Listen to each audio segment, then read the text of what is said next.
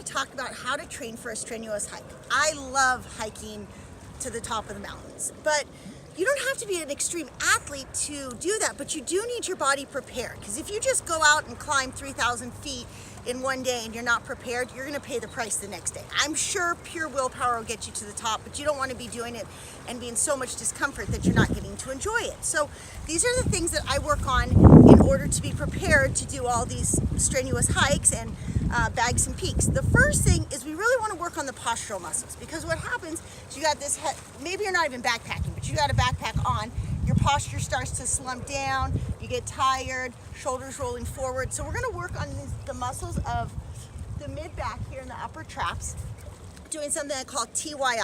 Okay? Very important to make sure that when you do these exercises that your shoulders are depressed and pulled together. Okay? So as you lay down, your arms are going to extend out to the sides.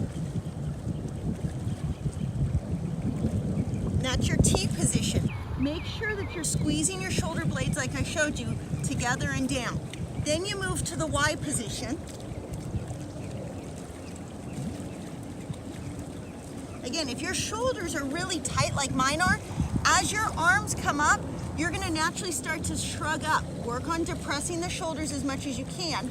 The I position, you can turn your thumbs up to do so that it makes it so your shoulders can lock down a little bit better. If your shoulders are really tight, you know, I do a lot of surfing and climbing, so I'm constantly battling tight shoulders.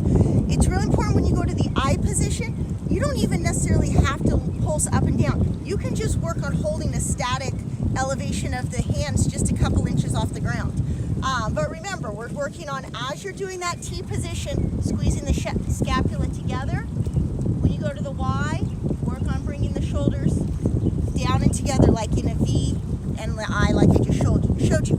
Now, we got to work on the postural muscles, but we also have to make sure the glutes are firing, because all your propulsion up that steep mountain is going to drive from the glutes. Okay, a lot of people are quad dominant, and you can use your quads to get up, but the problem is you're going to start ending up with a lot of knee pain. So we want to learn how to get the glutes to fire. So one of my favorite exercises is a hip bridge.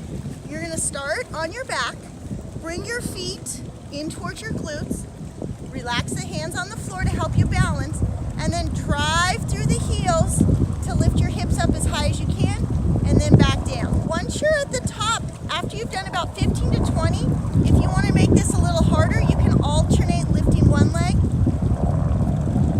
and then the other leg, back and forth, and imagine you have a plate that you're balancing on your hip bones here. You have strength in the obliques, because if you're holding a heavy backpack, you're getting a lot of side-to-side motion through your spine, and we want to make sure that this part is nice and firm and that you can engage those muscles, and that you're not just spilling your belly forward, putting pressure in the low back. So side plank is the easiest one to work on this one. You can start on start it easy with just on the elbow. You can support yourself here, but eventually we need to get up so that you can hold yourself. I mean, if you're going to be doing a strenuous hike, you should be able to easily hold yourself like this. Make sure your hip isn't sinking down. Initiate the obliques. One arm comes up. You want to make it harder, you add a foot. See if you can hold this for about 20 to 30 seconds.